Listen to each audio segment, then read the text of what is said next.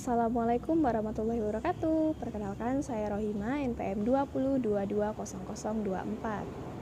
Pada video kali ini, saya akan membahas tentang perjanjian dan perdagangan bangsa Barat dengan Asia Tenggara. Semenjak tahun 1686, Inggris membutuhkan pangkalan angkatan laut di pantai Teluk Bengali karena satu-satunya pangkalan angkatan laut yang ada dinilai sangat lemah, namun terus mengalami kegagalan karena penolakan dari negara-negara yang sudah dikunjungi oleh Inggris.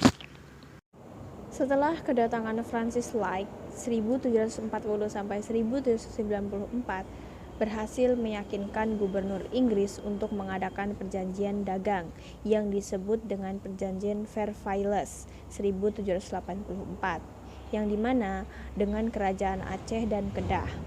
Meskipun menemui banyak penolakan terutama dari Sultan Aceh, namun Drake tetap mengajukan usul yaitu penduduk penang dan pengertian bahwa penduduk tersebut tidak untuk memecahkan angkatan laut, melainkan untuk mematahkan monopoli Belanda dan juga menjamin keamanan yang lebih baik bagi Tahun 1785, Drake menerima surat perjanjian penyerahan Penang dari Sultan Kedah dengan syarat pihak Inggris akan membantu Sultan dengan tentara, mesiu, dan peminjaman uang dalam menghadapi serangan musuh dan jaminan Sultan tidak akan menderita secara finansial. Tanggal 17 Juli 1786, Drake ditunjuk sebagai penguasa di Penang dan mengizinkannya untuk mengibarkan bendera Inggris. Tahun 1791 ditandatangani kembali sebuah perjanjian akibat perselisihan antara Sultan Kedah dengan Drake, yang dimana perjanjian tersebut berisi memberikan jaminan kepada Sultan sebesar 6.000 US dollar setiap tahun bagi penyerahan Pulau Penang.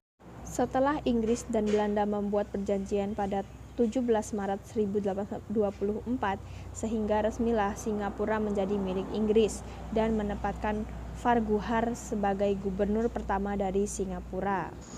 Perjanjian yang dibuat antara Inggris dan Johor mengenai Singapura merupakan perjanjian yang jelas karena secara definitif menyebutkan bahwa baik Johor secara maupun Inggris tidak akan mencampuri urusan internal masing-masing atau saling membantu dengan kekuatan senjata terhadap pihak ketiga.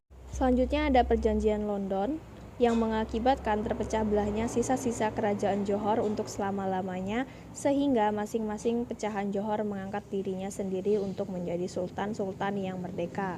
Namun akibat kurangnya komunikasi dan hutan-hutan yang lebat secara tidak ada penunggu tengah, maka selalu timbul keributan keluarga sembilan, Pahang serta Selangor yang terjadi anarki. Hadirnya penasehat Inggris tidak menurunkan suhu pertikaian, tetapi kali ini pertikai dengan orang-orang Inggris yang bertugas sebagai residen di negeri-negeri Melayu. Berdasarkan perjanjian Pangor antara pemimpin Perak dengan Presiden Inggris, maka berubah tatanan masyarakat dengan lebih memperhatikan kebutuhan rakyat.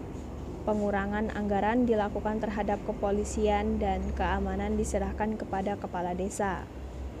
Di kesultanan lain tahun 1874, untuk memperluas proteksi Inggris terhadap Negeri Sembilan, Datuk Kelana dari Sungai Ujong dan Datuk Muda dari Lingi menandatangani sepucuk surat tanggungan sebesar 50.000 dolar untuk tidak melanggar perdamaian dengan memberikan senjata kepada mereka dalam rangka operasi pembersihan Sungai Lingi dari orang-orang jahat.